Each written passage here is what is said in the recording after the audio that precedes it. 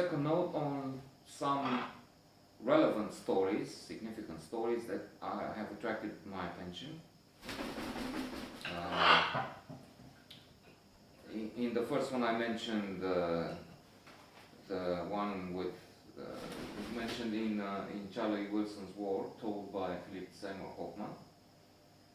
There are some concerning the Buddha and the Buddhist philosophy. One has the Buddha, mentioned briefly, being challenged by an opponent who's very angry, and Buddha saying, well, look, if you give a party, there's food left generally. Yes, what happens to it? Well, if the guests didn't eat it, need it, it's mine. The same thing applies to your anger, your aggression, and your hatred and negative feelings. You keep them. They're all yours. I will have none of this, because this guy accused Buddha of being fake, things like that, taking his clientele, his followers, and Buddha would have none of this negative nonsense. There's the Dalai Lama who goes to the supermarket and says, wow, so many things I don't need, and I love that. There's the same Dalai Lama, or another one, a previous one, who says you have to show compassion and give people, no matter what their response is, because it returns 100% to you. He said in his case, to me, when I do that, it's 100%. I'm not sure about the rest of us. More recently, there was also a talk between gurus, sort of a challenge. This is said more in the context of a joke, with this follower trying to show he can do better, and so he goes away from his initial teacher and comes back and shows off the fact that he can want water, something like that. It's more complex, but I think the essence is reduced to this. Look, I can walk on water, and I don't get wet, and see? And the teacher says, well, I can cross this river, and I pay 1 rupee at the boat there, whatever that was, floating bridge, it doesn't matter. Here was more of a joke on this guy with his, but the meaning might be different. There's no point in showing off, there's no point in doing something, wasting so much energy for something which you can do with little time, little effort, and just 1 rupee. You have to think of, I don't know, the essentials of high things, the higher. And I think also Buddha in the case for God, Karen Armstrong,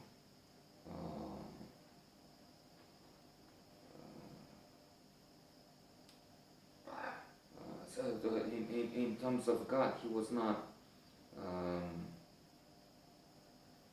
concerned with God, and I was thinking if that's the metaphor he used with the arrow. You see, looking for the cause, looking for sometimes it's like getting hit by an arrow, and instead of taking it out and eventually get out the poison, if there is anything, you start looking from village to village to see who is responsible for that. Take care of the urgent, the important thing, and forget about what's not so important. Like for Buddha, it wasn't important to know the initial cause. Another story that I liked, one of many in positive psychology, and a good number of them told by Tal Ben-Shahar. This is one he he says he includes in his lectures, the most popular ever at Harvard, lectures positive psychology. He refers to something which is from, I think, from the Twilight Zone. He took that out of there. He's using Twilight Zone, Ellen DeGeneres, comic moments from her show, and then from Pay It Forward, the film, from Dead Poets Society. Also, he mentions, if there is not a small extract from A Field of Dreams, Kevin Costner, great film. So in this case, there's this man who is dead, and he's arriving in the other world where he's welcomed, and he is enjoying the scenery, which is pleasant. He can walk around. There's nothing for him to do. But here I'm inventing a little bit because I failed to remember the details, but they may be just like this. I hope I have the main message, the main theme, the punchline, so to say, at least, if not the whole thing. So as I said, he's walking about, he's enjoying, and then day after day, but he gets bored with this nice, pleasant scenery, but within which he has nothing to do. So he, after some time, he has had enough. He can't stand it anymore. He says, "Look," to those in charge, to the one in charge, I need something to do. I'm bored. Well, there's nothing. You just enjoy it here. There's nothing for you to do here. I'm sorry. Okay, then this man who was a thief. Now I think I remember, maybe. Okay, then I had enough. I can't stand it anymore.